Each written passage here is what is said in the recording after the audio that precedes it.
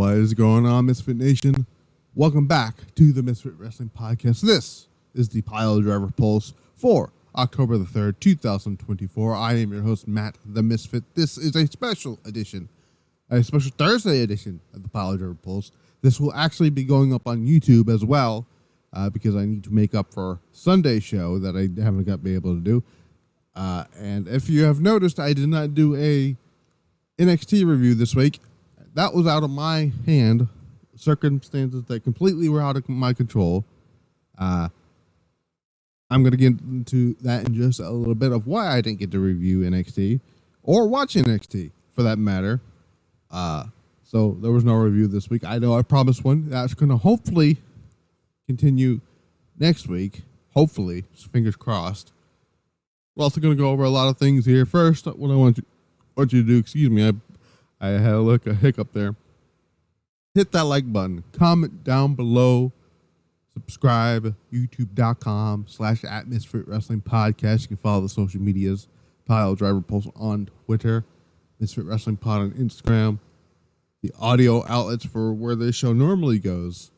Spotify, Audible, iHeartRadio, Amazon, Pandora.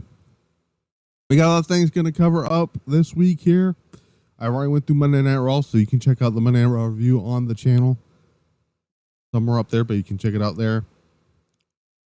But tonight, we're going to go over NXT's debut on the CW. Things that I liked and didn't like about the show. There's one thing I fucking hated about the show, and I'm going to get into that as well. Also, AEW announced a huge contract that they have signed with WBD. Warner Brothers Discovery. I'm not going to try to initial that here. And Max. Some things I like, and one thing I hate very, very much, as well as some other things as well. We got more matches announced for WrestleDream, which is so shockingly next Saturday or next. Is it next Saturday or next Sunday? When is WrestleDream? I'm going to do that right here on the. I'm actually going to do this right here, right now. That is Saturday, next Saturday, October the 12th. When is Bound for Glory? Now I mentioned it. TNA Bound for Glory, which we got some. Well, we don't have any news. Bound for Okay, so it's the following week. So yeah, or not the following week. 2 weeks from next weekend. So there's that. We're also going to go over predictions for Bad Blood, which is happening this Saturday, and I already hate what I saw earlier today regarding the card lineup, what's opening and closing the show. Pissed me off quite a bit. Then we're also going to go over another show that's happening on Saturday morning, which is the show I'm very interested here. STARDOM's Nagoya Golden Fight 2024, I must say 2025 show that's happening on Saturday morning as well. We have a full card that is 8 matches announced. Some matches I'm very looking forward to on the show. I'll explain to you in just a little bit. We get to that. First off, we're going to go to NXT. We're going to get that stuff out of the way first. Some WWE news. You saw the NXT CW debut. Unfortunately, the reason I didn't get to cover it was because of it's Comcast, or I like to call them now as Cutcast. We technically, this part of where I live technically only got like the rain and thunder and shit like that from the Hurricane Helene storm. More parts of South Carolina, like upstate South Carolina, got that the worst of it. You know, where Spartansburg and where TNA was supposed to have their tapings that were, I think they were right out canceled because of the storm. Anyway, something went on there. They were working on something the other week or whatever, and then some dumbass cut the cord that took everything out. So around, I want to say 5:30ish p.m., somewhere around there, both the internet and the cable and my telephone went out. So I was like, well, hopefully they get it back. They might get it back on by 8 p.m., whatever. I go get some dinner, but to go to the Chick-fil-A because I like Chick-fil-A. They have some amazing chicken sandwiches. Anyway, I'm not going to get into the chicken sandwich debate here. Anyway, we come back, still not on. The internet itself did not come back on until 5:30 in the morning, almost 5:30, 5:45 in the morning. My only access to knowing what the fuck was happening on this show was because I had data on my phone enough to not watch, but enough to see what was going on. That being the NXT show. I went back and watched highlights because, first of all, my cable company is a piece of shit. Anyways, before all this went down, they decided, hey, we're gonna get rid of the CW off of your cable provider. I'm like, well, fuck you too, Comcast. So I'm gonna have to find other ways now to watch NXT, and I'm not gonna explain where I'm gonna get that to happen, but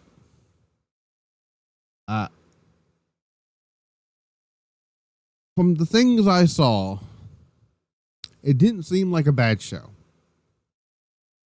The Roxanne Giulia match seemed, a lot of people said, was a great match. But they did the thing that I and a lot of other people did not want them to do. They wasted a 6-month, I guess, build for a match that they've been wanting to do, and they put it out in commentary since Stand and Deliver. Fucking Cora Jade. Giulia, in her second match, has already lost.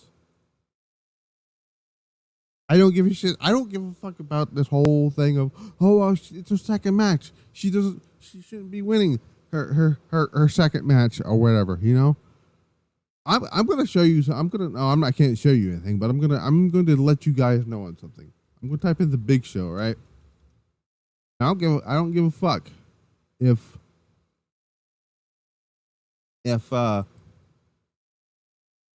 whatever, right? So we get to Halloween Havoc, right? He faces Hulk Hogan for the WCW Championship, right? Guess what happens at Halloween Havoc that night? Oh, get ready for this, right? So, actually, it wasn't at the show, but it was basically in his second ever match. He wins the WCW Championship. Bro wins the WCW title. It's your second match, you should win the championship. I'm like, who fucking cares? Do I care? No. Kevin Owens. That's actually a great example here. Let's go to Kevin Owens here. Guess how long it took for Kevin Owens to win the NXT Championship, right? We're gonna go to Kevin Owens. Right? We're gonna go. I think Kevin Owens. We're gonna go. Actually, we're gonna go when he was the NXT champion. NXT champion. No, that's not a good idea. That doesn't help me at all. Let's go to NXT. We're gonna go. So Kevin Owens beat the now Juice Robinson in his first match, right? He had one other match against Adrian Neville that went to a double count out. And in his third ever match, guess what happened? He won the NXT Championship. Kevin Owens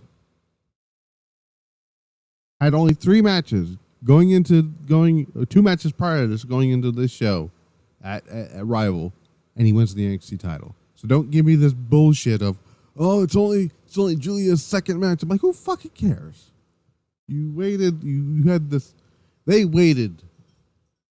They shouldn't. They did not wait 6 months for this woman to show up, to be booked like that. Sorry. And then these people online, it's like, oh, she got a reaction there. No, she didn't. No, she did not. And I'm talking about Cora Jade. She got the same reaction that she got when she returned at Deadline, which was nothing. You could have heard a pin drop. I could drop this pin that I got right now, and you can hear it. That's how little people gave a shit about her. And then I'm hearing this discussion of her doing a match where she may not even get pinned to lose the championship. I'm sorry, we're not doing that. Nope. If you're not gonna build this whole thing with Giulia and her not actually in a beating, even if it's not Giulia, even if it's Stephanie Figueroa, whoever, Roxanne should lose the championship by getting pinned. You're not gonna end this reign with somebody else pinning, I don't know, Mary down the street. All right, come on, get the fuck out of here with that. Giulia is over with the crowd as no fucking shit. And by the way, this Bubba Ray Dudley is the stupidest motherfucker I've ever seen in the world that I've ever seen. This dumbass went on this stupid, mostly, and this is just me, the majority of the people at Busted Open Radio are fucking morons.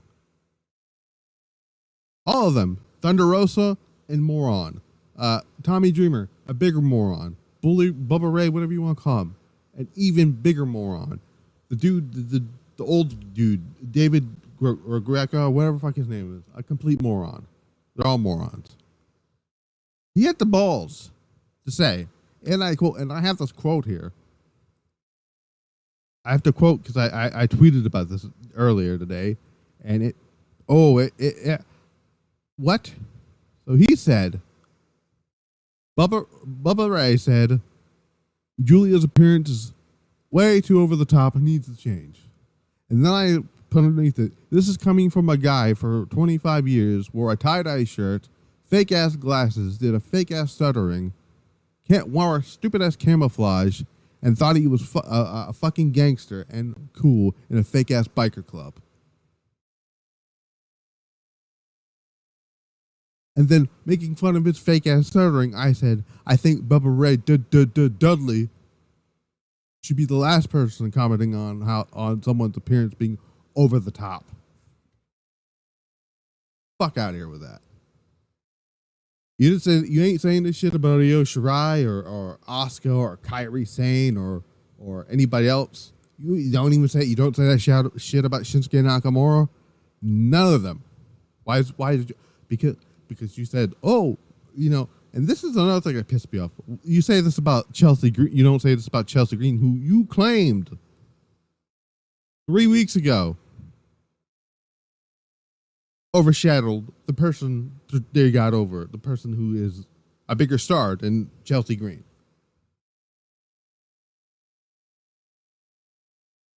Well, fuck Bully Ray. Okay, fuck all those people at Buster Open. They are nobody's.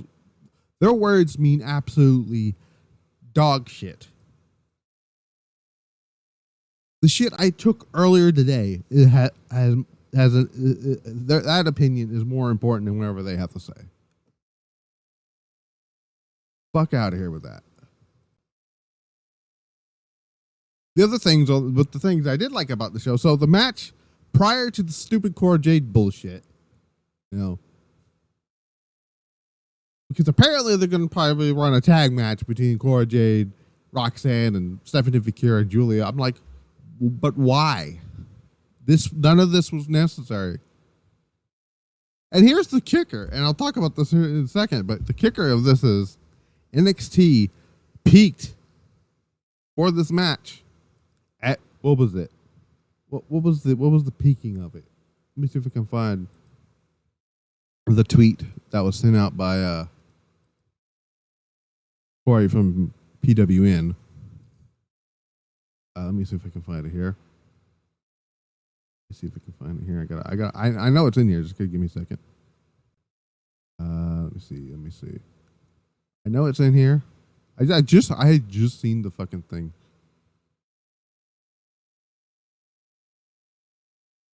Let me see. Oh, here it is. So NXT peaked at 965K for Giulia Roxanne.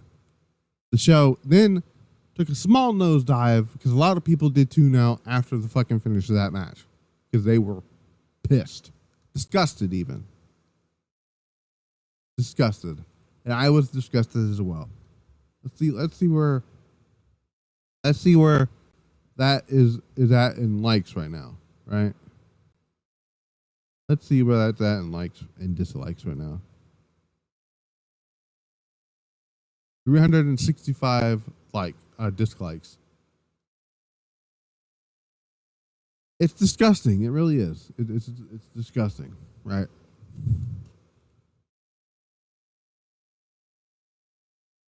And then I made the post, and Corey agreed with this.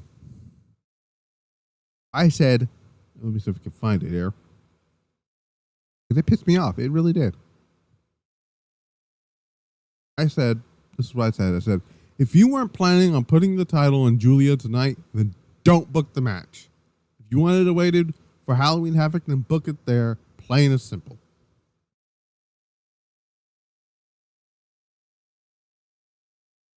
Shawn Michaels frustrates me as a human being when he comes to this shit, right? This is one thing that I give Triple H credit over over Shawn Michaels when it comes to booking women, right?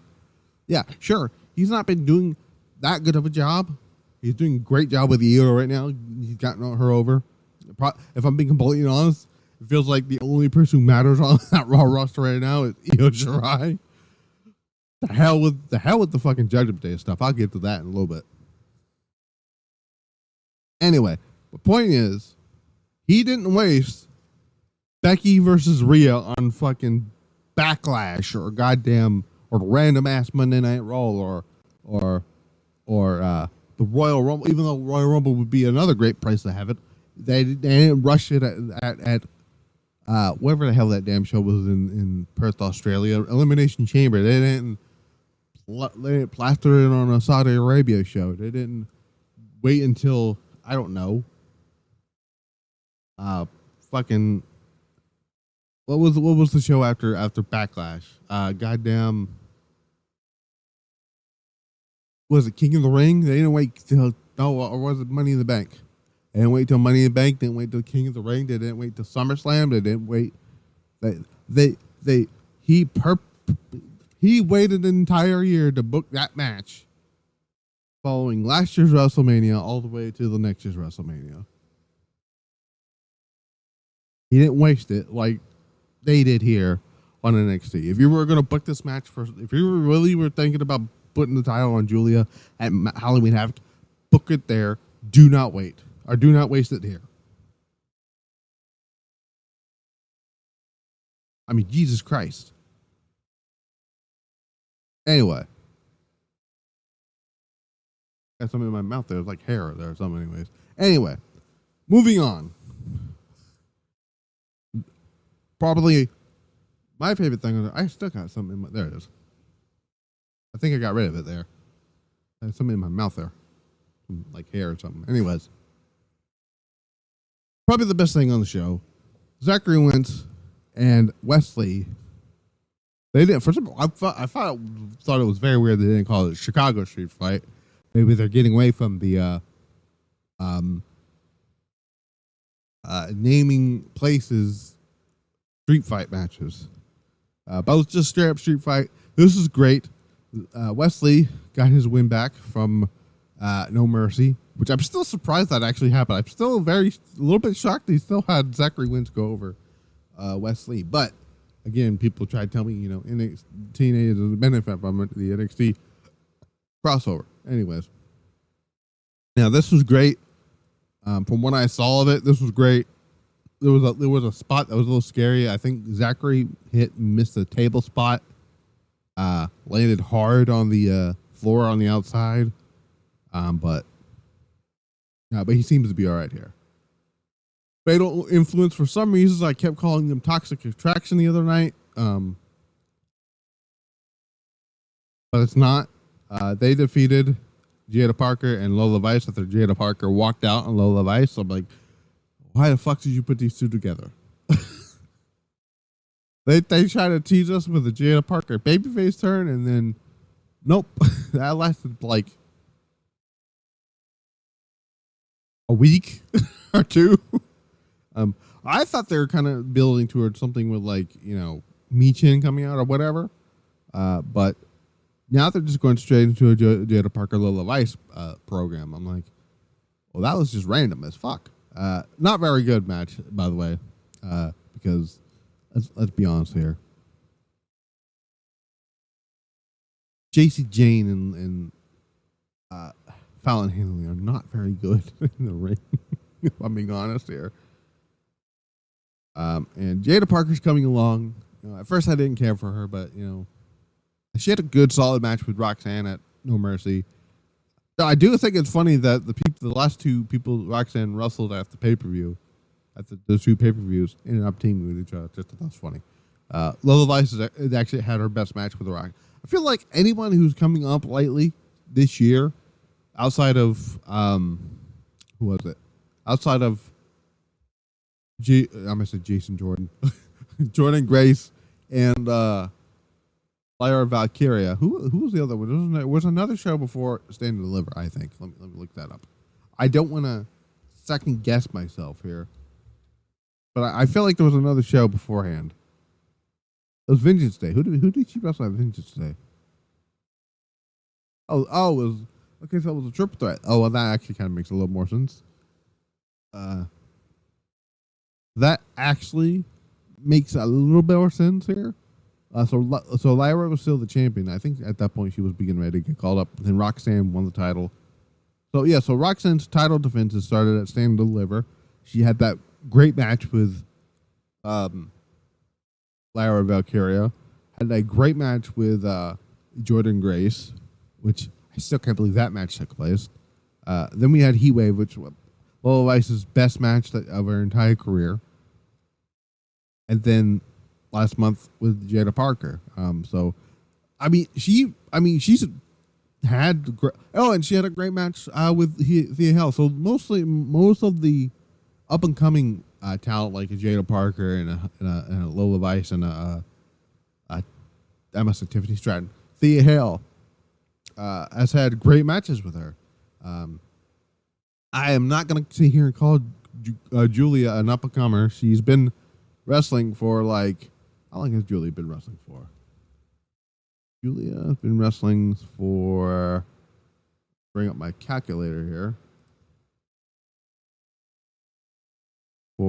She's been wrestling for 7 years, so she's not a rookie anymore. So yeah.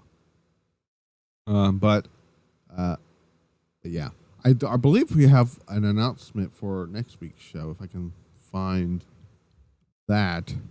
NXT actually had matches announced for next week, I believe. Let me see if I can find it here.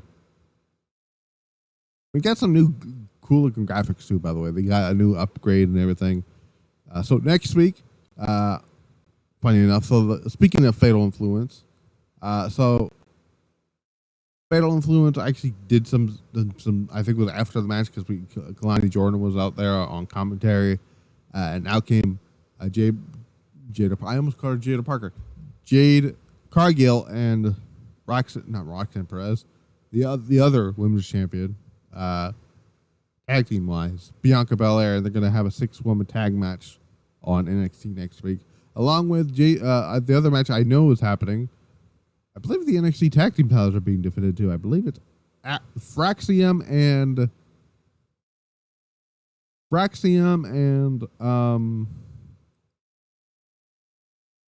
oh my God, what is the other match that's happening in St. Louis? Well, it's not in St. Louis. Are they still advertising at St. Louis? They are. Oh my god. What is the fuck? I know there's. What is the tag match next week? I know there's a tag team battle match. Oh, here it is. I found the card. I found it. Okay, so I'll get to that in a second here. A main event. Trick Williams defeated Ethan Page to win the NXT Championship. CM Punk is your special guest referee. This match was not very good. My God. I don't know. Maybe it's because CM Punk just let everything go here. I don't think it needed to. It wasn't a blood feud or anything like that. And then, after the match, a lot of people think, oh, he's hogging the spotlight or whatever. I'm like, no, CM Punk is a babyface. The heel got in the face of the special guest referee who was a babyface. Common sense 101. So, those are the and Obafemi and I guess Obafemi and what's his face? Tony D'Angelo are going to have another match for the NXT North American Championship. What do you fucking do? And then, speaking of titles, new designs for the NXT Women's and World titles, the men's and women's. Well, I'm assuming we're going to get new designs for the tag team titles next week. Here's what the card looks like for next week. We have, like I said, Tony D'Angelo challenging Obafemi for the NXT North American Championship. Get the 6-woman tag match between Kalani Jordan, Bianca Belair, and Jade Cargill taking on Fatal Influence. The NXT Tag Team titles, Frax Team will take on A-Town Down Under, which I'm assuming, and this is just me throwing this out here, I'm assuming this is where we're gonna see the official debut of the Motor City Machine Guns. I'm hoping, at least. And then what I'm thinking is main eventing the show, Randy Orton versus Javon Evans. So there's that. Also on the show, we saw a vignette for the soon-to-be debuting Delta, with the caption 10/27. A lot of people pointed that out. That's probably going to be Halloween Havoc, where they have her debut. If I had to guess, this is going to be. I'm just going to throw this out here. They're going to have her debut at when either she has her own match, or, and this is just, I'm just throwing this out here, that Delta either Kalani Jordan issues an open challenge, or that Kalani Jordan has her match, and then she comes out. So just to piss people off more, just to piss the people off who say, oh, you shouldn't win a championship in your first match, even though Kevin Owens did in his third. That she wins the NXT North American Women's title. That'd be funny as hell. But that's all I have for NXT. So I'm gonna try. Hopefully, I'll be able to do a review next week. I will have to update my shit because yeah. So yeah. AEW. We'll talk about the big stuff that happened before the show, but we're gonna go into the quick recap of the opening match or the show here. The show opened with Will Ospreay versus Ricochet for the AEW World Championship, International Championship.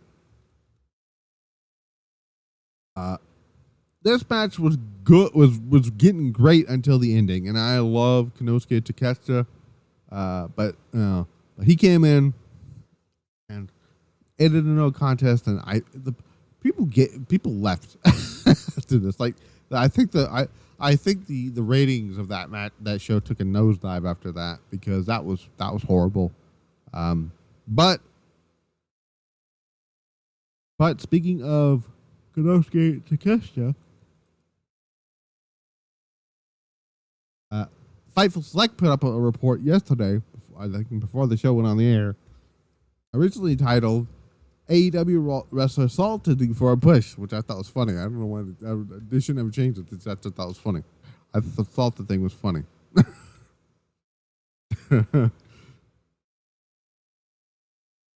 But Piper put, and I quote, "A promising name in all elite wrestling has some big plans on the horizon. Konosuke Takeshita first appeared in AEW over 3 years ago before becoming a regular in the spring of 2022. Had since then competed in a blood and guts match, a number of AEW and IWGP title eliminators, and has been featured in the as a top star of the company. We're told that will go further there. Of late, Takeshita has been appearing in main events and facing off with numerous top stars in the company. Piper Select is told that this isn't an accident, and Takeshita is expected to get a big push very soon that will see him factor into a major program. We saw that her. We're told, as things stand, it will be the biggest push he's seen in AEW, and hopefully further establish him as an upper card talent. Those we've spoken to claim that could take place over the next 2 weeks and lead to an important pay-per-view spot. That did in fact happen, because now it was announced earlier today that Will Ospreay will defend the AEW International Championship against Ricochet and Konosuke Takeshita. This report does leave out something very important that he was doing earlier this year, and that was getting to the finals of the G1 Climax. So the new god of professional wrestling, as they like to call him, hopefully, I think, might actually win the AEW International Championship. Good. It's about fucking time they put a title on him.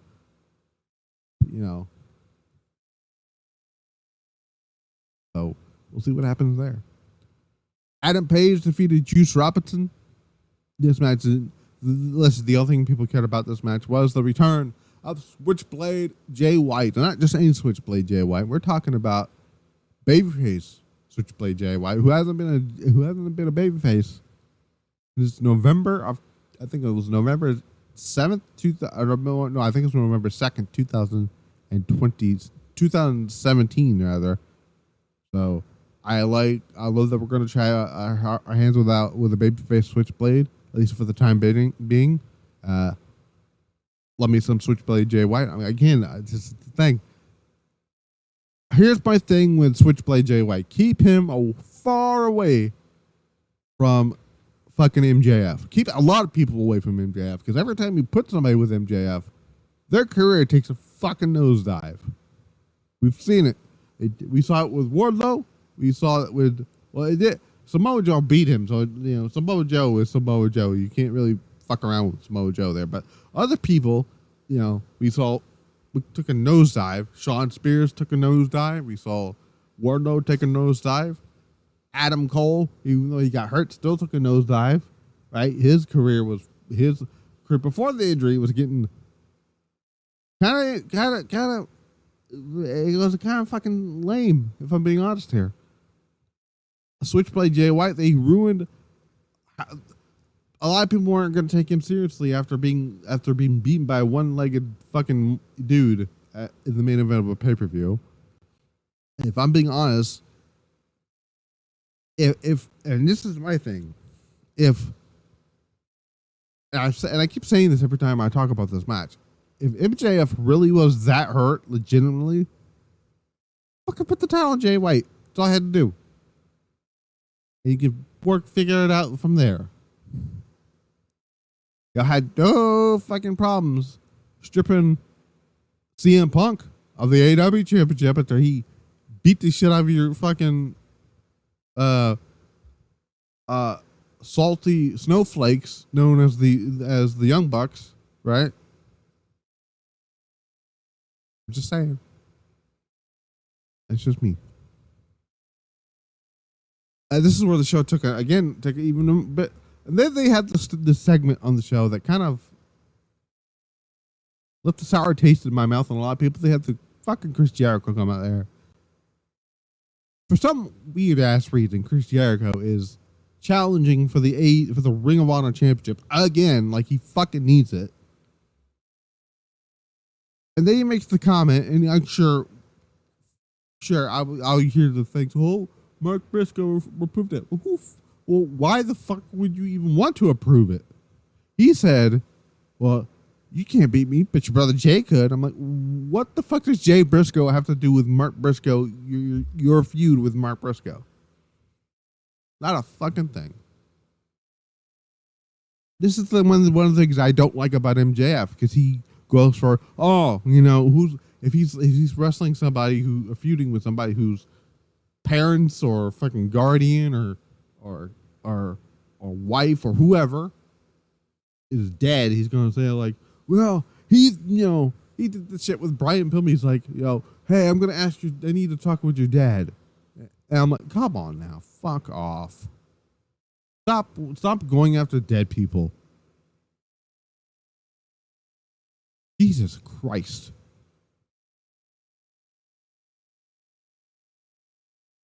Speaking of things I don't give a shit about, Britt Baker is, for some reason, still on my television. He's, for some reason, still around in AEW.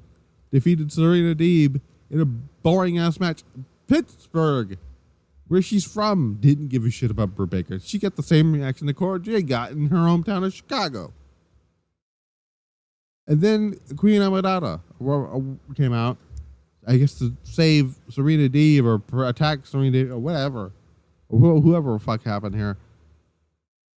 And no one cared. No one gave a shit. Britt Baker stood tall and nobody cared. And then I saw, and this happened during the match, and I may strangle Tony Khan if they do this. Because on no fucking circuit, on no planet, should this woman be getting an AEW championship match. Mariah May was sitting in the front row watching this match. And I'm like, if you put this woman who did not do anything to deserve a AEW women's title match, and you give her a title match, fuck you. Okay? Stop handing people fucking title matches like this goddamn Christmas. You're not Santa Claus.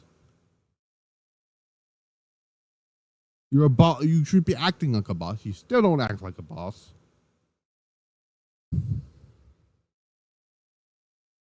Willow came back, I guess. I guess they're still going to do that. I still don't understand why they're doing this match. That doesn't make any fucking sense to me. We should be getting Mariah May and Mina Shirakawa at the pay-per-view. We're not. For whatever fucking reason. I guess it's going to be a World's End pay-per-view. Okay, whatever. And then they wasted our time here with a private party being Iron Savage's 1 minute match. Just to cut a promo on the Young Bucks that no one cares about. Correct me if I'm wrong. By the way, let me, before I get to this one here. Actually, I'll take this part. Actually, I'm going to throw it in there with this here. Correct me if I'm wrong. Wasn't it last week that the private party came out there to help Darby Allin and Bryan Danielson? And then I was told something about them losing on Rampage or whatever. Okay, and they're just going to pretend like none of this happened? What? Who on the right mind who wants to see the Young Bucks versus Private Party in 2024? What have Private Party, and I like Private Party, but what the fuck have they done to earn a title match for the tag team titles? I mean, you're already going to you're holding the Lucha Brothers hostage. You might as well give them championship matches with the fucking Young Bucks. Oh, are you afraid they don't want to put the Young Bucks over? Is that what it is? Who fucking cares? Grow set of balls, Tony Khan.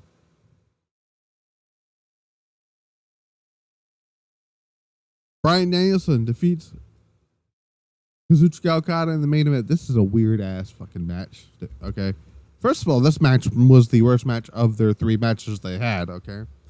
I'm going to say that right now. I don't give a shit what people try to tell me here. First of all, this was this was originally supposed to be for the AEW Championship, and then for some reason, Tony Khan thought it was a great idea to have the Continental Classic title to be on the line as well. So the rules of this convoluted bullshit of a match that was made on 3 days' notice, by the way, or 2 days' notice, sell tickets, because that's exactly what it was for. And don't let those AEW marks tell you that, or tell you otherwise. This is the same reason that Danielson and Nigel McGuinness took place at Grand Slam last week.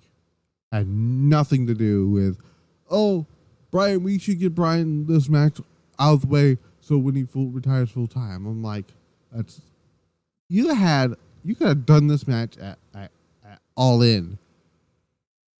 No. You jumped the shark with it for ticket sales. Which is what they did here. This convoluted mess is 20 minutes. For 20 minutes is for the Continental Classic Championship, right? After the 20 minutes, if the match isn't over after the 20 minutes, then it's just for the AEW title. I'm like, so what happens if Bryan Danielson beat Okada at like the 19-minute mark? Does he win the Continental Classic Championship too? Does he retain the AEW title? What if Okada? Let me ask you this one: what if Okada won the match in 21,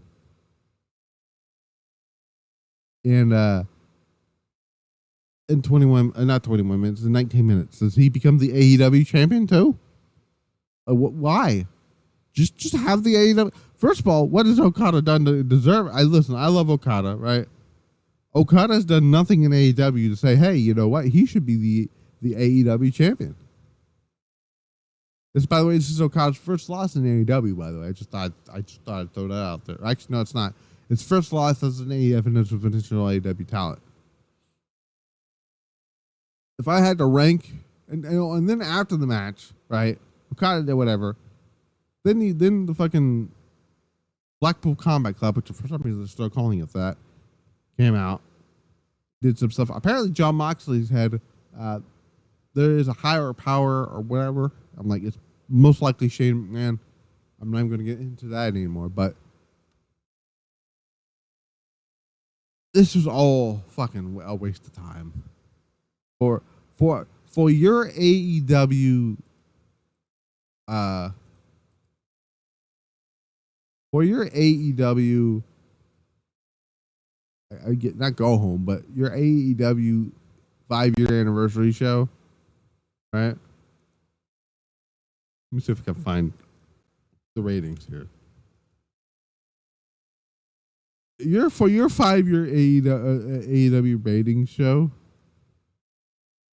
AEW Dynamite pulled in. Get this, and this comes off of the heel off of their big streaming service announcement. 680,000 viewers. Yeah. For a show that had Ricochet versus Will Ospreay and a random thrown together match between Okada and Bryan Danielson. You couldn't even pull you couldn't even pull 900 people. Even including your max deal that was announced. NXT destroyed you guys. And you thought it was a great idea to pull the same shit with Takeshita that NXT did with Cora Jade. Speaking of Takeshita, I thought he was going after Okada. What happened to that?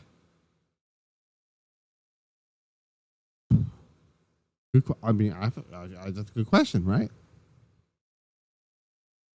This show was a waste of time here. Let's talk about. Oh, another thing happened. Shelton Benjamin signed with AEW. This was announced. Bobby Lashley also signed with AEW, so I might as well throw that in here as well. It's in the same situation here. Shelton Benjamin's officially signed with AEW according to Fightful Select. The Hurt Syndicate. Apparently, I'm going to be honest with you. whether MVP likes to hear it or not, the fucking Hurt Business, Hurt Syndicate is not going to be. It's not this. It's not what MVP thinks it is. Just reminder that this faction is going to be showing up on a show that only brought in under 7,000 viewers. Anyway, MVP showed up on Grand Slam last week. Shelton Benjamin is now there. And now Bobby Lashley, according to Fightful, has also signed with AEW. I guess he also tried to recruit Mercedes. Mercedes is just around. There's another waste of money right there. So yeah, there is that. A bit of other AEW news before I get into the big AEW news I want to get in here. Of course, excuse me. Let me get some water here. Adam Cole. Adam Cole's backstage in NXT. Haha. Dynamite in Pittsburgh. He's expected to return soon. Cole is from the area, so he lives in Pittsburgh now because I think he and supposedly him and Britt Baker split up. Daniel Garcia was backstage at recent events. He's still AEW is hopefully he'll resign, but and they've had creative pitches planned for Daniel Garcia, but Daniel Garcia still hasn't made up his mind yet. Obviously, we saw Switchblade Jay White come back and it's cleared. They were hoping to get him cleared for the All In to be. Listen, if you're gonna bring back Switchblade Jay White for the fucking gauntlet, don't even try it. Don't even bother. Thank God they didn't. But Switchblade is a thing here. Powerhouse Hobbs, well seen at Dynamite. We saw last week. We saw him watching the MVP stuff here. So he has been around doing some stuff here. Sammy Guevara, unfortunately, got knocked out in the ROH tapings. We're told that he was walking around backstage following the injury. That's a good news. Another unfortunate injury took place. Kelly Madden was stretched out of the same Ring of Honor tapings against Lady Frost. Was taken to a hospital the next day. They taken to the hospital next door. She's still, I guess, I'm assuming, is still in the hospital. Sounds like she had gotten a concussion. So speedy recovery to Kelly Madden. And look, I don't care. I don't like that much of Sammy Guevara because I think he's a horrible person.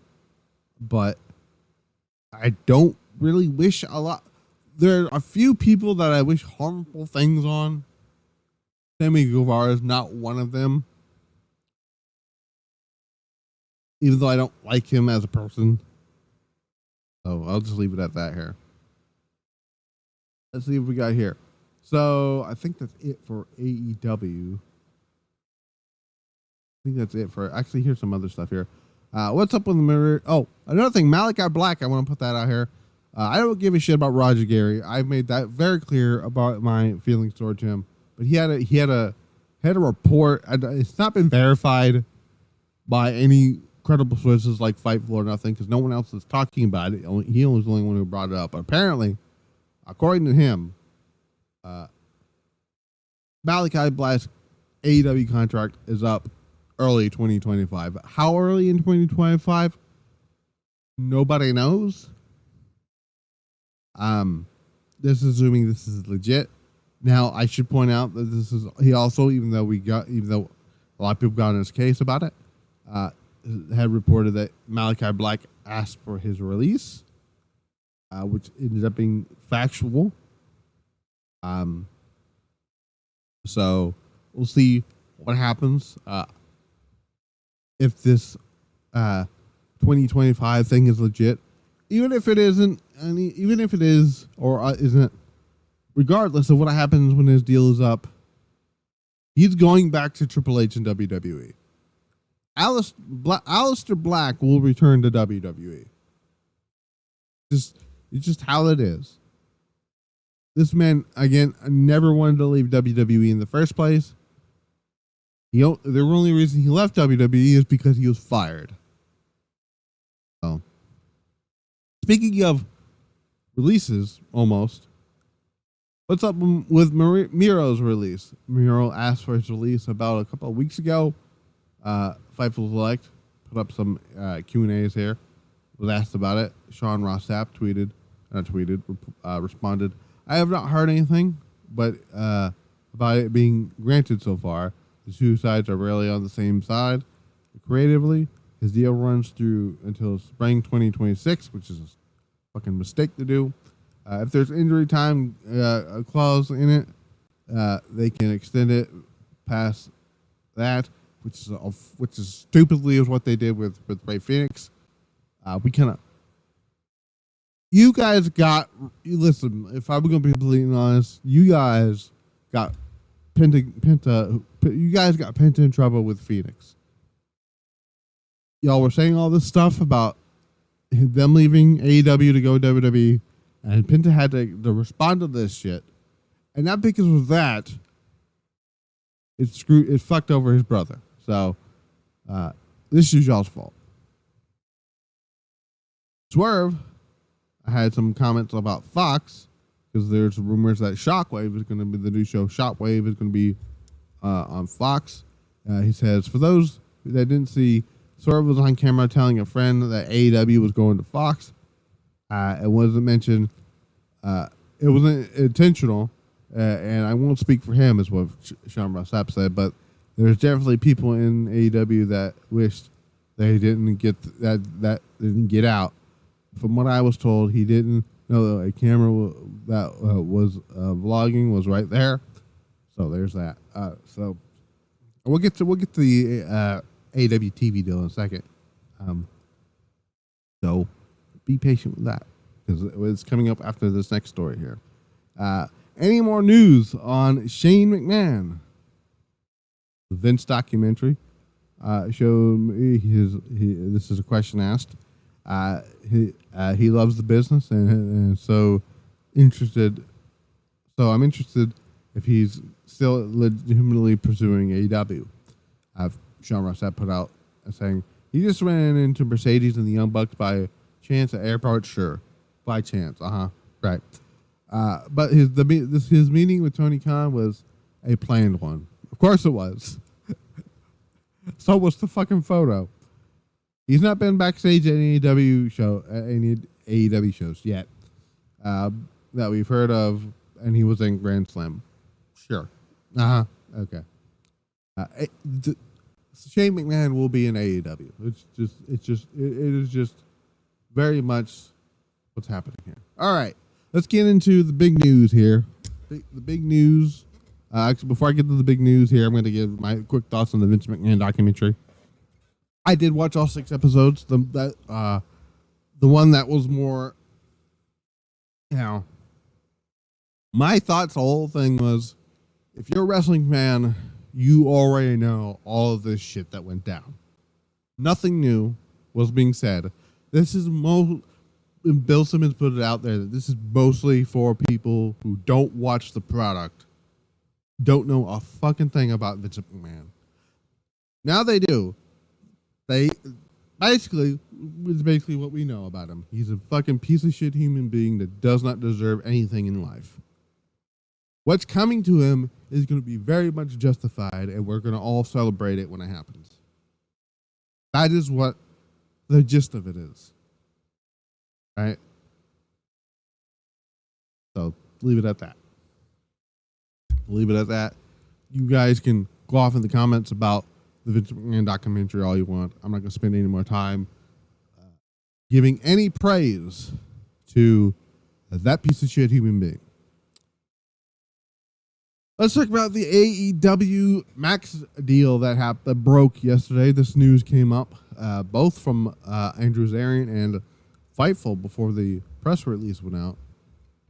Fightful put up an update on their Select page saying AEW's deal with Warner Bros. Discovery is official. Dynamite and Collision will continue on TNT and TBS, and will stream live on Max starting January 2025. Gee, I wonder why they're using January 2025. I wonder what other major wrestling promotions show is going to be on a streaming service in January of 2025. God, it cannot be anything else but, I don't know, Monday Night Raw. I mean, it could be Monday Night Raw, right? I mean, you know. Anyway, AEW pay-per-views will be on Max at a discounted price. I'll talk about that and why I hate it in a little bit. Later in 2025, more details coming to Fightful Select in this article as we gain more info. In the hours following this announcement, WBD and following the announcement of the WBD and AEW deal, Fightful Select's Sean Ross Sapp learned more details. As of now, Collision and Dynamite will remain on Wednesday and Saturdays, respectively. AEW Rampage is basically being canceled. Is at this point. Thank God.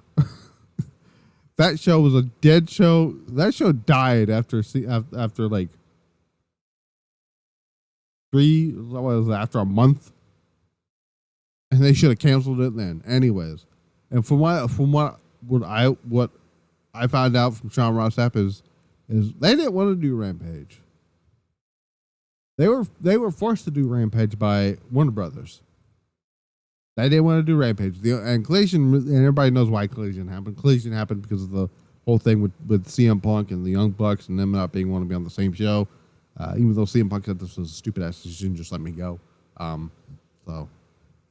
He had to let himself go because they wouldn't let him go anyways. Anyway, I'm not going to get into that anyways. But as this report says, Rampage will no longer air on WBD. Rampage was a show that WBT, like I mentioned, requested in 2021, but upon the new deal, both sides prioritized Dynamite and Collision. Yeah. The Dynamite is kind of this is sort of like a WCW back in the day, right? So WCW had at first they had like Saturday night, and then they had Nitro. Now Nitro is kind of like their Dynamite here, or Dynamite's like their Nitro here, and I would assume, this is just me, I feel like they assume they view Collision as like a WCW Saturday night show, kind of, even though it's on Fridays. And then their second show, Collision, it had more of a feel to Nitro, but it was more, it's like their version of Thunder in a way. So, if that makes sense. But anyways, like I said, they requested it in 2021. Upon the new deal, both sides prioritized, like I mentioned here, that Rampage could end up elsewhere. We have yet to hear any plans regarding that brand. It doesn't look like they're going to continue that, as they really shouldn't. As it pertains to the AEW library, right now the plan is to have Dynamite, Collision, and Rampage full library included on Max. If Rampage goes elsewhere, the library moving forward will not be on a WBD, which is going to be weird not to see the debut of CM Punk on there anyways. Regarding financial reports of the deal, we were told neither AEW and WBD disclosed those details. Variety said it would be they are the ones who officially broke the story, even though it was by Fightful and Andrew Zarin first. But Variety officially like publicly broke the story. Around 150 million per year. Sports Business Journals heard 170 million.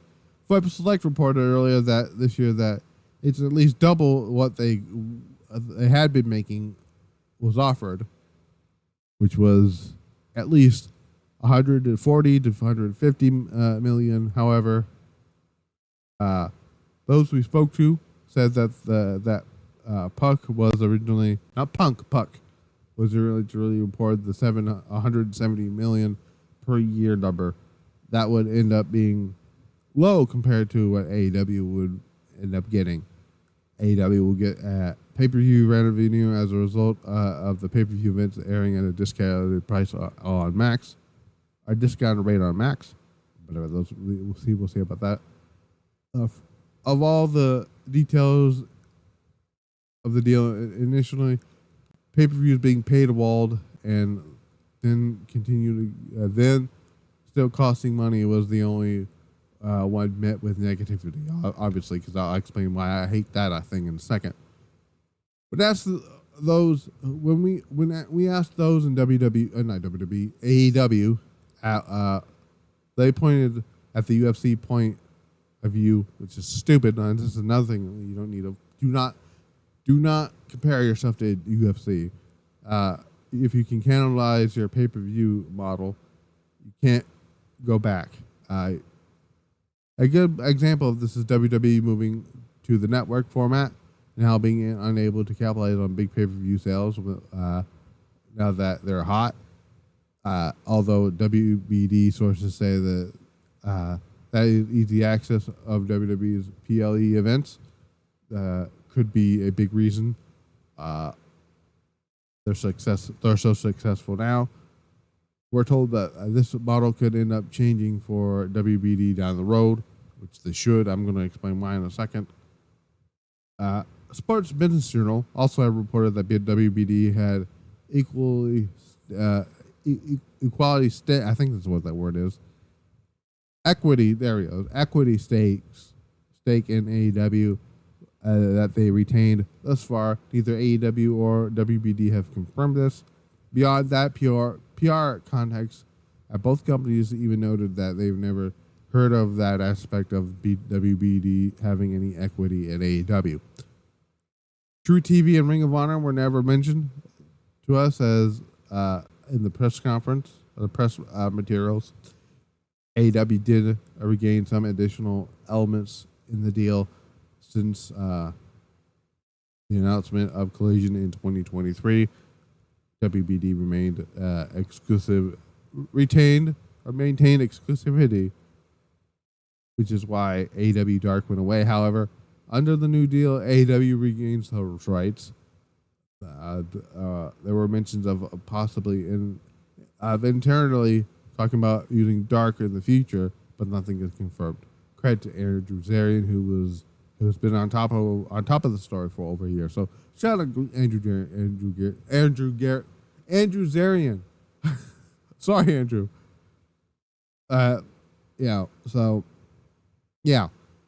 Andrew Zarian did some good stuff there. Good friend of mine. So he was a really good dude. Just good stuff here. So my thing with this is like, okay, so this is great for Dynamite and Collision, right? Fine. I love that idea.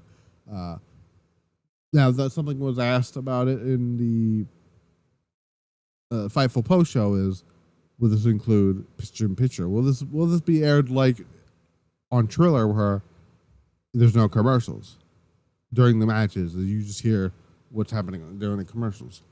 Hopefully, I'm hoping that's the case because the only reason I still have cable is because of wrestling. Realistically, if I'm being 100% honest here, I don't. Outside of Raw, SmackDown, NXT, and AEW. Well, not NXT now because we don't have that channel anymore, but mainly Raw, SmackDown. When it was on USA, NXT, and AEW, that's the only reason I have cable now. Like, Raw's going to Netflix. That I'm pumped for that. Whatever that shows, SmackDown's on USA Network now. It's a little bit more better on USA now than it was ever on Fox, but they're still going to mute, Fox or whatever shit. The same shit's going to happen. Same shit's going to happen over there on CW with the muting of the shit. So you can't really. And plus, we're on broadcast television now, so But like this report mentioned about the negativity being pay-per-views being behind a paywall, I absolutely 100% agree with people being mad at this. Why should I pay an extra $40 for a pay-per-view when I'm already paying $20-something a month for HBO Max, right? If that's going to be the case, I'm going to stick to. I hope they stay on Triller in the United States too, because if that's the case, I'm just going to stay with Triller on when it comes to pay-per-views. This is one thing that I like about AEW. This is why I hope WWE renews with Peacock, because I don't want to go back to the pay-per-view model.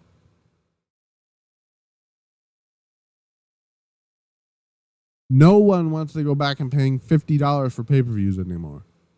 Nobody.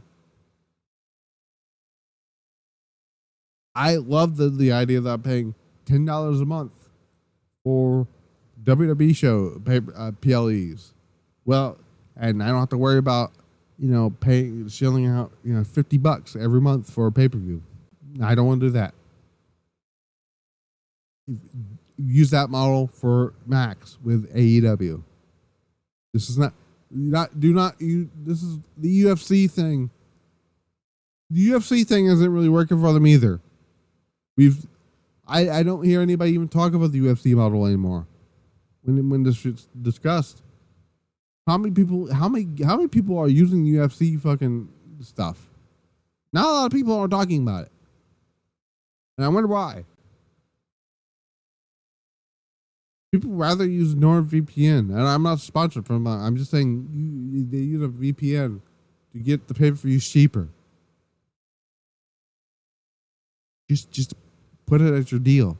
Just make that the pay-per-view should come along with Dynamite and Collision. That's just how it is there. But yeah, let's see if there's any other big stuff here. If I can see let me look here.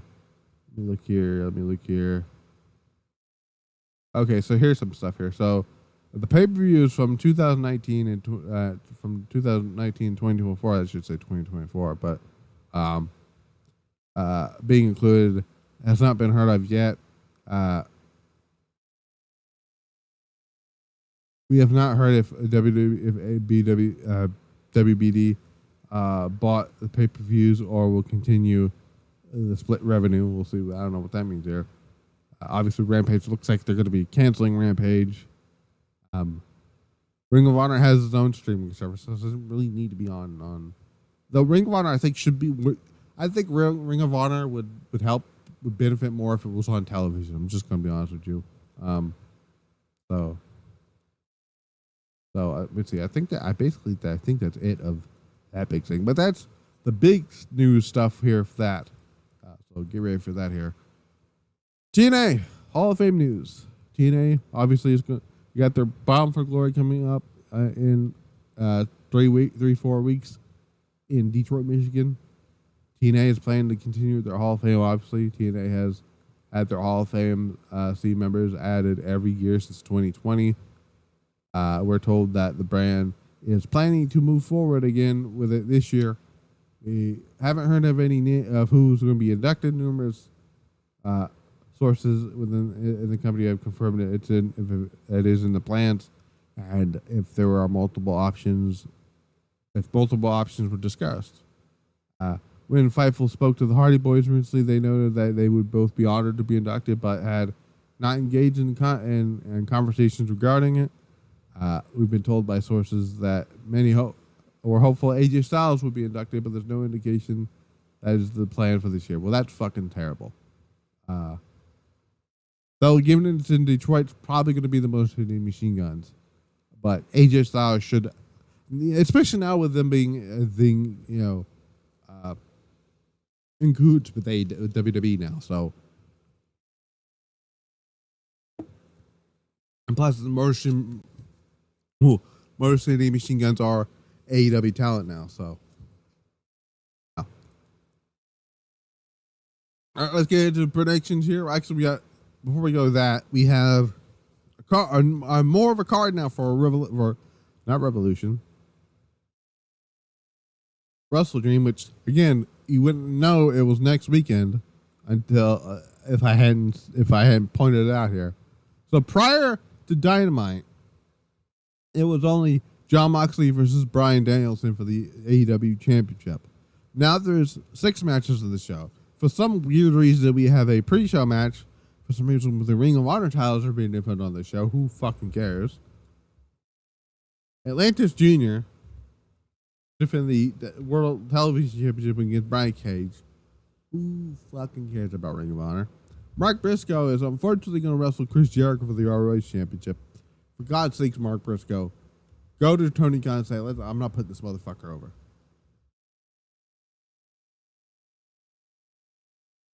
We can do a Seattle, Washington screw job on Chris Jericho, whatever, you know. Darby Allin's going to have an open challenge. I don't know who the fuck he's going to wrestle here. Jack Perry is going to wrestle Katsuyori Shibata for the TNT title. Part of me would love Shibata just to win the title back, and then Jack Perry could go fuck off somewhere. That's probably not going to happen. Probably what's going to be the best match on the entire show: Ricochet, Will Ospreay, Konosuke Takeshita. I'm already picking Konosuke Takeshita to win the international championship. It's about time he won something.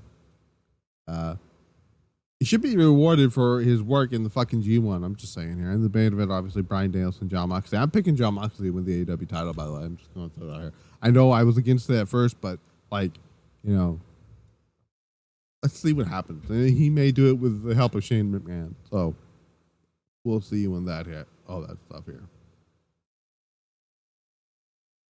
Now, let's talk about Bad Blood. Unfortunately, we're going to talk about Bad Blood. Well, actually, while I'm recording this here, happy birthday to the Monster Abyss, Chris Parks, the current producer for WWE, and Joshi legend Emi Sakura. So happy birthday to those two. I just saw that here. Anyways, what was I just seeing here? Oh, I don't know. So nope, that's not what I'm looking for here. There it is. So Bad Blood, unfortunately, sadly. Actually, I'll leave that last here. Stardom Nagoya Golden Fight 2024. This is a show that I think was the first one last year. Last year we had on the main event Tam Nakano defending the World Stardom Championship with Natsuko Tora, and also Winter Stardom Championship match Mirai versus Momo Watanabe and all that stuff here. Also, this was Kairi's that show also featured Kairi's last match before she headed back to WWE.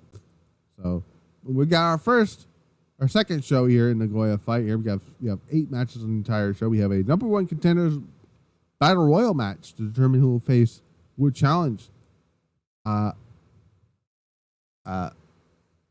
Sarah for the high speed championship. We have Kokuma taking on Una Mizori, Hina, Momo Watanabe. Not Momo Watanabe, Momo Kogo, and Ina Igama. I could have sworn now. Oh no, wait, I'm thinking of somebody else here. So I think Rina Igama's gonna get the win here. I think for some weird reason I have this feeling that they're gonna have Rina be the one to dethrone Rina. For the high-speed championships. I'm going to go with Miss Igami here to get the win here. We got a 4-way tag team match. That's a mouthful there. We have Nuyo, Genesis, Azumi, and speaking of the high-speed champion, May Sarah, will take on the team of God's Eyes, Shiri, and Lady C. Cosmic Angels, Soriano, and Aya Sakura, and Wingori of Hanan and Saida. I'm going to go with God's Eye to get the win here because I don't know. I feel like God's Eye needs a win here at some point. They need something. It's not been great. It's not been going great for God's Eye lately. They need something here. After they got the shit kicked, most of them got the shit kicked out of them by Momo Watanabe and Tekla here. We'll talk about Tekla in a little bit here because there was a big. It's something that I didn't even know about until earlier, like yesterday when this happened. So, yeah. A match that I'm very much looking forward to a match I think it may be the best match on the entire show. Hazuki taking on Starlight in a singles match. Okay, so they've been doing this whole storyline with Hazuki being depressed and everything here. She says she's back to normal, but I don't fucking believe you at all. I'm gonna go with Starlight Kid to get the win here because I think if Hazuki wins, to me this feels like it would defeat the purpose of the storyline. I want people to understand this. Hazuki is about to make you bitches cry so much and horribly when she turns on Koguma during the Gods of Tag League tournament. I think they're going to go to the finals of the Gods Tag League and they're going to lose. And Koguma is going to get the shit kicked out of her by Hazuki. And Hazuki is going to go to the dark side. Something like that. Now, I've mentioned some things here. A lot of people think, well, she's going to turn and join hate. I don't think that's what's going to happen. I think she's going to turn heel and then be a loner for a little bit. And she's going to start her own group. And I think she should start a group of people with people that have been mismanaged by the system, so to speak, or who's fed up with the system. So like Hazuki and eventually, because you could get Hazuki and Momo Watanabe. We'll talk about her. She's wrestling on the show too, and maybe who else we'll see, but Hanako is another one. I could see that happening with Hanako. So we'll Rina as well. Rina maybe. So because I think Momo and Rina are going to be leaving Hate very, very soon. Maybe Saya Kamatani. Because right now Momo Watanabe is outgrown Hate. Rina has absolutely outgrown Hate on her own. So we'll see about that here. But I'm going to go with Starlight Kid to get the win here to set up further down the path of Hazuki going on a murderous rampage, animal cruelty on Koguma Bear. So, yeah. 12-woman tag match, because you need those on these shows here. You have. But this has a reason to happen. I believe, I could be wrong, but wasn't she on the show last year too? Let me look here. Oh, she wasn't. What show was I thinking of? Oh no, it was the Halloween show. For some reason I thought she was on the show last year too. Anyway, she wasn't. But this match actually has a reason to happen. We just seen the Queen of Villains show on Netflix, which actually I thought was all right. I thought it was decent. It was nice to see characterizations of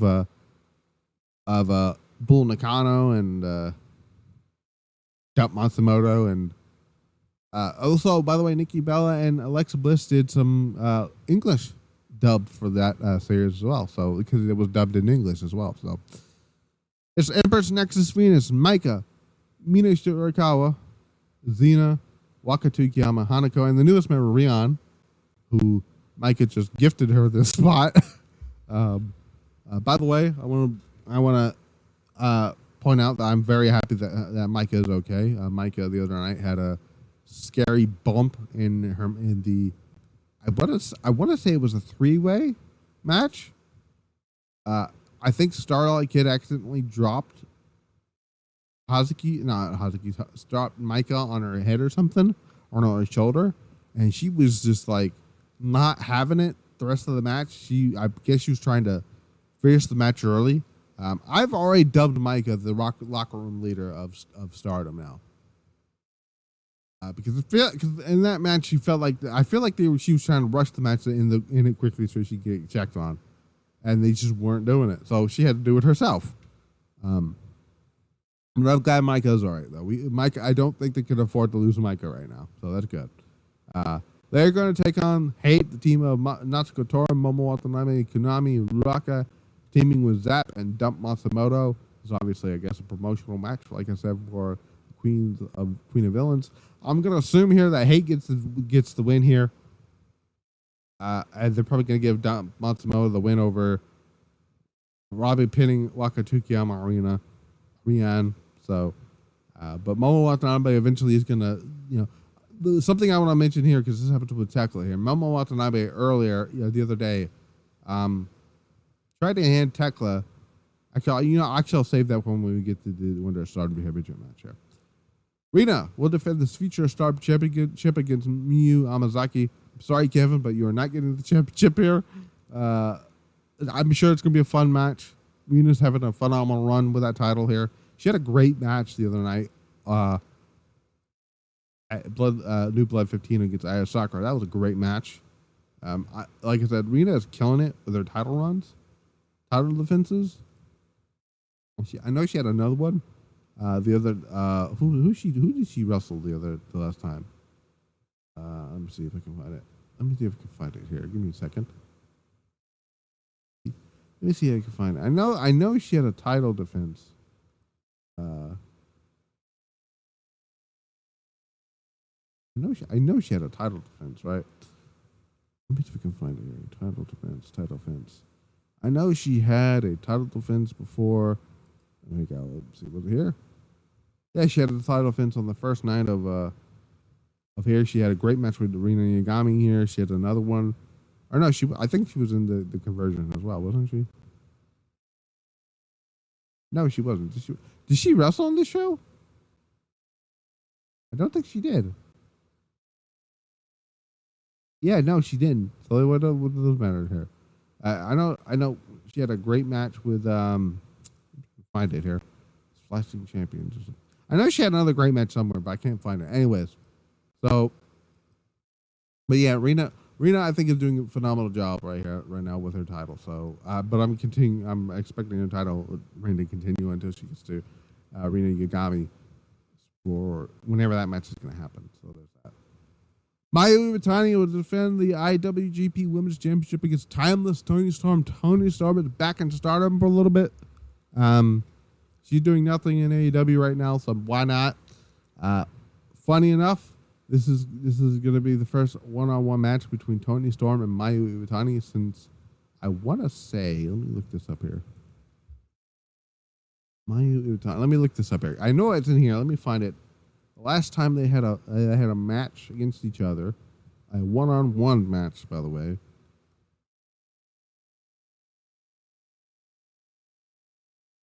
Storm singles match one-on-one. The last time they had a singles match one-on-one was in March 1st or April 1st, 2018, where Toni Storm defeated Mayu Iwatani to retain the World Stardom Championship. They don't, for some reason, they want to gloss over that match. Obviously, Toni Storm famously won the World Stardom Championship on September the 24th, 2017, via ref stoppage because I believe Mayu dislocated her elbow, and it was the referee's decision to put the title on Toni Storm because it was out of her, jurisdiction. I think this is when this is just me. I'm going to throw it out here because in my opinion, Mayu Iwatani is leaving Stardom when her contract is up, and I think Timeless Toni Storm. I also think New Japan wants the IWGP Women's Championship back, and I think Toni Storm is going to win the title. That's just me. I'm going to go with Toni Storm to win the championship, even though I know the story right now is that Mayu's never beaten Toni Storm. This is true. Like I said, beat her via referee stoppage, beat her to retain the championship, beat her in the Cinderella finals. They have one tie against each other because there was a double knockout in the 5-star Grand Prix in 2016. So Mayu's never beaten Toni Storm. Mayu might here, but I just have this feeling they're going to put the title on Toni Storm, especially knowing that I have this feeling that Mayu's leaving. So, yeah. Natsupoi will defend the World Wonder Stardom Championship against Tekla. Now, this is something I wanted to talk about earlier. I didn't want to jump the gun here.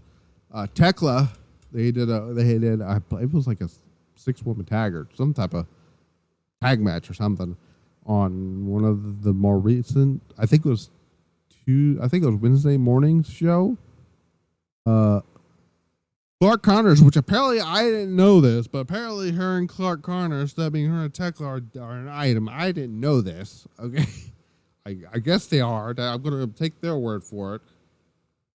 Clark Connors came out because apparently the stipulation was not stipulation, but she didn't want people helping her, her members of Hate helping her out. And I'll get to Momo Watanabe in a little bit. So Clark Connors came in and speared Natsupoi. And I don't know if the referee called it a disqualification or not, but that happened. That was random. But the thing that a lot of people are going to gloss over again, which I feel like they should pay attention to, Momo Watanabe offered to help Tekla with a bat, and Tekla refused it, and Momo had this look on her face like, what? What? She didn't seem very pleased about any of this. Again, and all this is going to haunt. I said this earlier. I said this is going to be what's going to help the story later with when they lose the tag titles, because that's going to be because of Momo, because I think Momo is going to be the one taking the pinfall to lose those titles. She's going to snap at Momo. Momo's going to walk off. And then whatever happens with the World of Stardom Championship, or whatever happens with it, somewhere else down the road, Momo's gonna snap at any moment on members of Hate. Yeah, guys, gotta let it breathe. So there's that. Do I think Tekla is gonna win the World of Stardom, Wonder of Stardom Championship? Absolutely fucking not. if Hazuki, I think it was if Hazuki couldn't win it back, right? If Hazuki could not win the World of Stardom Championship at Grand Fight just a couple of weeks ago, right? Which broke Hazuki, by the way, mentally. She's not going to win it here either, or she's not going to lose it here either. Who is she lose? I'm hopefully down the line. No, actually, I don't think she's going to win then either. I don't know who they have lined up to take the title off of Natsupoi. Personally, I would have kept it on Soriano for a little bit, but that's just me. They've kind of screwed over Soriano in more ways than one. I'm not going to go into that. So there's that.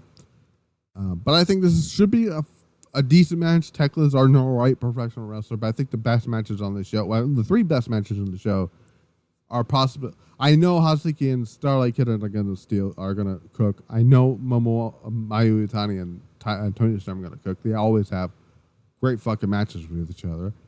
The main event, we have Tam Nakano defending the World of Stardom Championship against Suzu Suzuki. This was supposed to happen. What show was this? Was supposed to happen last year? Oh my god, what show? I believe this was supposed to happen. Let me see if we can find it here. This was supposed to happen at Gold Rush last year, but Tam Nakano got hurt.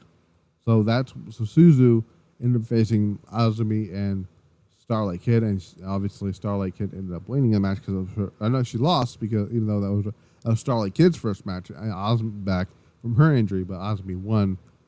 But this is a match that was supposed to happen last year, didn't. I need Suzu Suzuki to win the championship. I do not want to. I'm already bored with Tam Nakano as the champion. This woman has lost more matches as the World Stardom champion in non-title matches than she has in world title matches. Micah rarely lost as the champion, by the way. I just want to point that. She took less pinfalls as the champion too. I'm gonna go with Suzu Suzuki the win here, and if she doesn't win here, I'm gonna go with whoever is facing her at the next show. That's gonna be until Tam loses the championship. Ticket sales are already crashed because of her as champion. I mean, look at the last show. The last show that they did not do very well, and the people did not give a shit about her match with Micah. I mean, they did. They wanted Micah to win the championship back.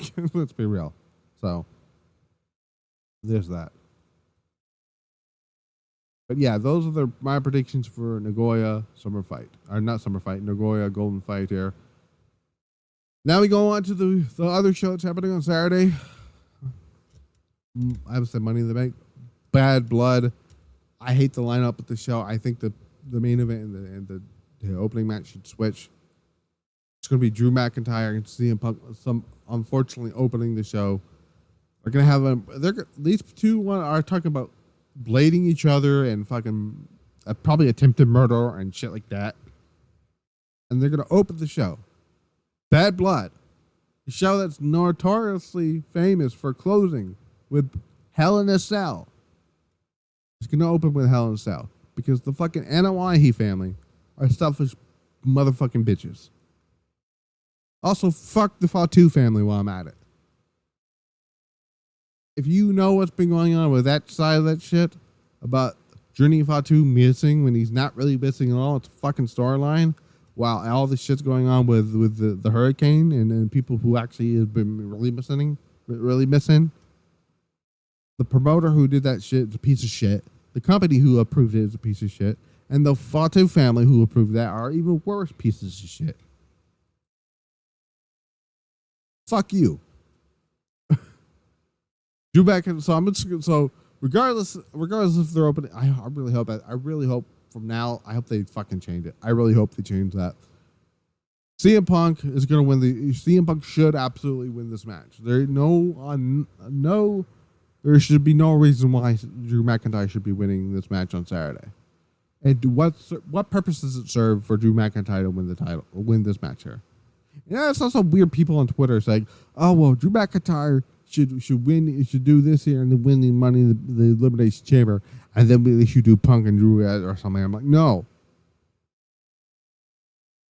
After Bad Blood, under no circumstances should CM Punk and Drew McIntyre go any further following this show. This is a feud ender. CM Punk is probably going on to Survivor Series to challenge Gunther for the World Championship. And he's going to get the rub from CM Punk. CM Punk's not winning the championship from Gunther at Survivor Series. But CM Punk is going to put over Gunther. He's going to make Gunther look like $1 million, even though Gunther don't need to look like $1 million.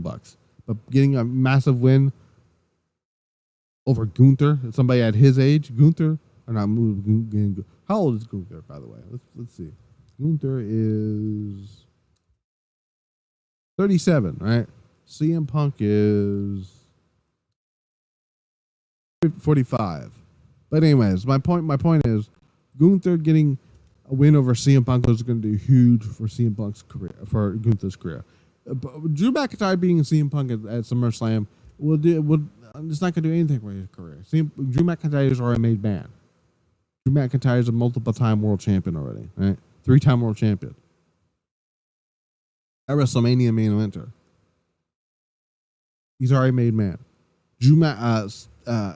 Gunther will be a made man. Well, I wouldn't say made man, but him being CM Punk at Survivor Series over there is going to do him wonders.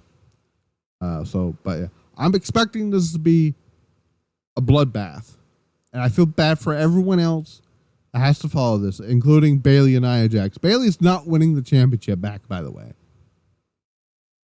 At some point between Bad Blood and WrestleMania, Tiffany Stratton is going to win the title. Now, the way I would do it, this is just me, right? This is just me doing it here. Charlotte should win the world championship from Nia Jax, right? People hate Charlotte, right? So what I would do, instead of doing an Elimination Chamber match, see who would face Charlotte Flair for the women's championship, I would have Tiffany Stratton become a baby. I've switched the roles Tiffany become a babyface, Charlotte become a heel. Tiffany do what RVD did and cashed in ahead of time, saying, I'm going to cash this in at WrestleMania, and I'm going to take your title from you, Charlotte. Because to me, I don't give a fuck about Liv Morgan versus Rhea Ripley. I don't think Liv Morgan versus Rhea Ripley is going all the way to some WrestleMania. The people who think this are fucking stupid people. To me, the more appealing matchup is Io versus Rhea Ripley. So I'm going to go. So to me, the two women's matches for WrestleMania should be Charlotte versus, I almost said Ronda Rousey. Charlotte versus, what the fuck is that? Charlotte versus Tiffany Stratton, the WWE Women's title from the SmackDown brand, and Rhea Ripley defending the Women's World title against Liv Morgan, versus Io Sky. Because I think Io Sky is my pick to win the Women's Royal Rumble next year. I feel like she's an early favorite to win it next year. Rhea Ripley doesn't need to win it again. To me, the Royal Rumble should be for people who either A, deserve it, or B, will do more with it, or whatever, right? Based on the way she's been used this year alone, and the way she's gotten over the crowd, right? She's over with the crowd. She's having banger matches. She's being booked a little bit more better, yes, than she was as women's champion. But she had way more fucking title defenses than Liv Morgan did. I'm just throwing that out there right now. And she's wrestled more than Liv Morgan has as champion, by the way. So that's why I'm going with Io to win the Women's Royal Rumble. I think she deserves it next year. I think she deserves a hell of a lot more than the other people have chosen, right? So there's that. But I'm going with Nia Jax here to retain here. Damian Priest versus Finn Balor. Look, I like Damian Priest. I really do. I think he's doing a great job as babyface right now. But my God, Finn Balor needs this to win so much more than Damian Priest does. Sure, is Damian Priest coming off a title loss to Gunther at SummerSlam? Yes, he is. Right? But he did get a win at Bash in Berlin. Right? Finn Balor has not won a. When was the last time Finn Balor won a singles match? By the way, let's look here. Look, Finn Balor. Let's look that up. Finn Balor. We're going to go here. Finn Balor. We're going to go singles matches. So, Finn Balor's last singles win was in June of 2023. He defeated Dragon Lee. All right. That was the last time he won a singles match. He hasn't won a singles match on pay-per-view. Fine. See if I can find events. Here we go. So, Finn Balor hasn't won a match on pay-per-view since Extreme Rules 2022 when he defeated Edge in an I Quit match. That was over 2 years ago. That was actually exactly over 2 years ago. Finn Balor needs this win a lot more than Damian Priest does. So I'm going to go with Finn Balor to get the win here. All right. Liv Morgan, Rhea Ripley, Shark Cage thing with Dominic in the Shark Cage. A lot of people are assuming that Raquel is going to be on the show. Here's the thing. If we're going to close the show with Roman and Cody, with whatever they got planned, I cannot see them doing a return back to back. I don't think Raquel is going to. I don't think Raquel's being on this show. What I think is going to happen, I do think Liv Morgan, unfortunately, is retaining the championship, but she's going to lose it at the Royal Rumble. I'm already predicting that right now. She's going to lose it back to Rhea Ripley at the Royal Rumble. But what I think is going to happen is Dominic's going to bring something to him to the ring. He's going to have himself something in the Shark Cage. He's going to drop it. It's going to distract the referee. He's going to drop something else. Liv Morgan is going to pick it up. and she's gonna smack Rio with it, and that's how Liv Morgan retains the championship. I don't see this whole thing with Raquel Rodriguez right now. She doesn't need Raquel Rodriguez. Why the fuck does she need Raquel for? You got Dominic already. Why the fuck do you need Raquel? Do you see Rhea Ripley going out and saying, "Yeah, you know what, Io, I need you." I have a feeling I know what the War Games match is going to be. It's kind of very much obvious at this point. It's going to be Rhea Ripley and Damage Control. Unless they want to add... let's see who else is on that Raw roster, by the way. For the women here. Unless they want to bring... I mean, you know what? They could do a... All right. If they want to do a 5-on-5 women's War Games match, right? Because obviously Asuka's not going to be back in time. She's not going to be back until the Royal Rumble. So, if they want to do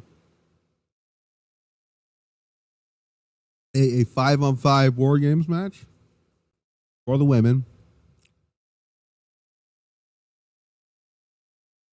and they want to have Raquel come in and do whatever. See, I think the women's War Games match is okay. So, unlike last year, so they like to switch it up every year. So the first year it was. Let me see if we can find it here. Let me see if I can find it here. Survivor Series.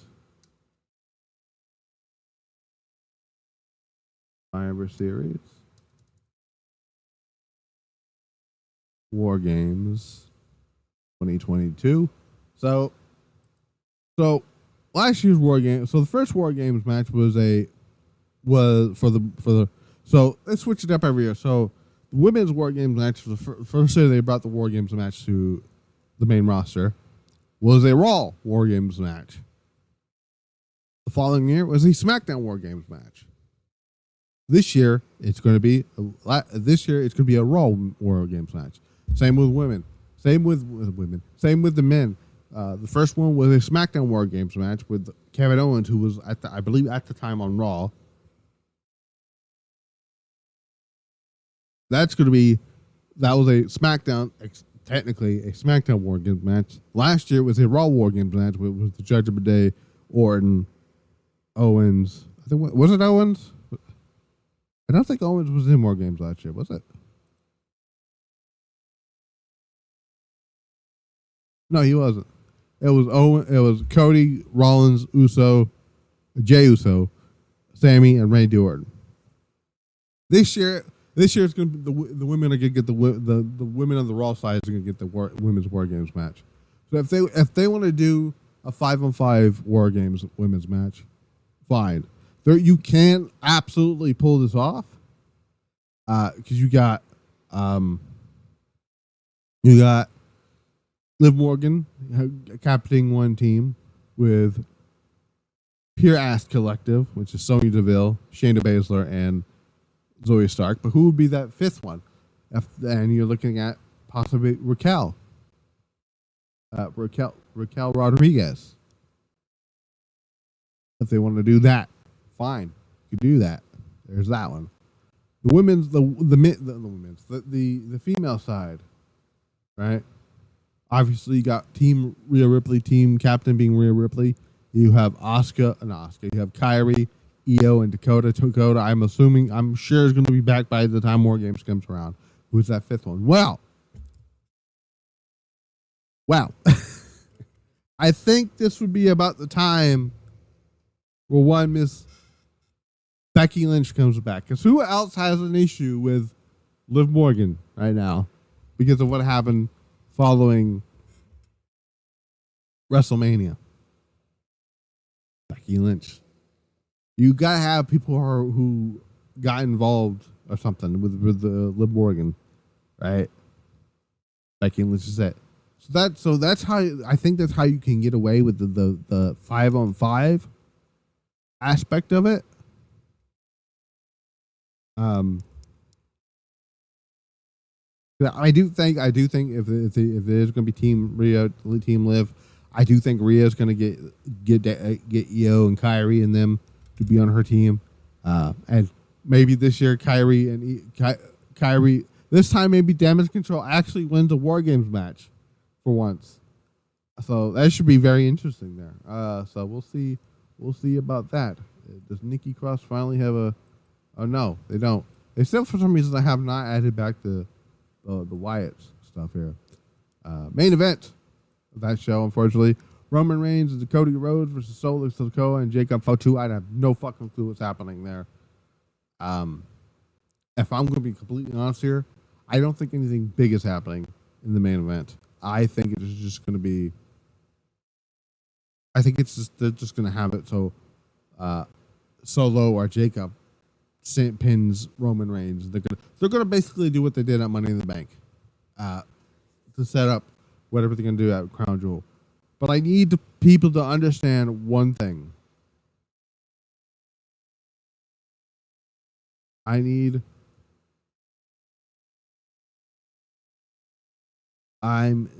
to. Oh man, I just read this news here. Thoughts of Prez got to Sean Ross Sapp.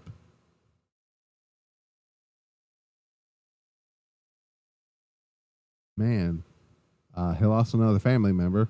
So yeah, that sucks. It sucks to hear that. The thoughts and prayers go out to Sean Ross Sapp on me that here. But what was I about to say here about the War Games? Oh, so I need people to understand that the War Games men's match is not going to be code. It's not going to be Roman's bloodline versus Solo Sikoa's bloodline, because at no point, at any point, did WWE tell you or indicate to you that the Usos are going to get back together, that Roman Reigns is going to go travel to Raw and be like, I need to talk to you, Jay. At no point did they do any of that, because it became very clear, not even after Backlash, it became very apparent what the War Games match was going to be following Money in the Bank, when they had Kevin Owens, Randy Orton, and Cody Rhodes teaming up against Solo, Jacob, and Tama Tonga. It's going to be Solo Sikoa, and now Roman Reigns is back. It's going to be Solo Sikoa, the Tongans, the Gorillas of Destiny, Jacob Fatu, taking on Roman Reigns, Cody Rhodes, Randy Orton, and Kevin Owens. That is going to be your men's War Games match. What happens after that is anyone's guess. I'm assuming that either Cody's going to wrestle Orton or Owens at the Royal Rumble. So that's where I'm thinking that's going to happen here. But I don't think anything big is happening. I don't think The Rock is going to show up. I sure as hell don't think Jimmy Uso is coming back. He's lost. He keeps getting lost to the arena. So that's what I'm going to say there. For one more thing, I forgot to mention here, and I wanted to mention this.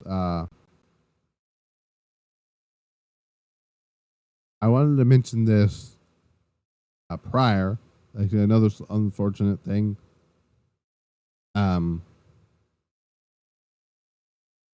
That Drew McIntyre unfortunately lost a family member, so I want to give a shout out. Not a shout out. It's a weird thing to say out loud. My condolences to Drew McIntyre and his family there on that situation. But I do also want to make mention of. I forgot to talk about Elimination Chamber rumored to be in the United Kingdom next year. Personally, I would love for them just to do Elimination Chamber inside the Wembley Stadium. That's another thing. That's another strange thing. I forgot to mention this on the Raw review. I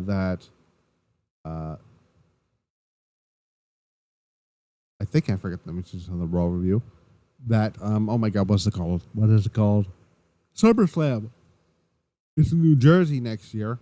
We finally found that up, and it is going to be a 2-night event. So, yeah. But I don't have anything else to add here. I'm going to hopefully be back here for SmackDown as long as everything is good when it comes to my cable. and my internet. But that's the plan. So the plan for this weekend, SmackDown review tomorrow after SmackDown is off the air, hopefully, depending on how I feel. And then Saturday afternoon, sometime, or Saturday night, I don't know, depending on how I'm going to do that. Stardom's Golden Fight show. I might do a separate review. I might do a separate review with that. I'll let you guys know.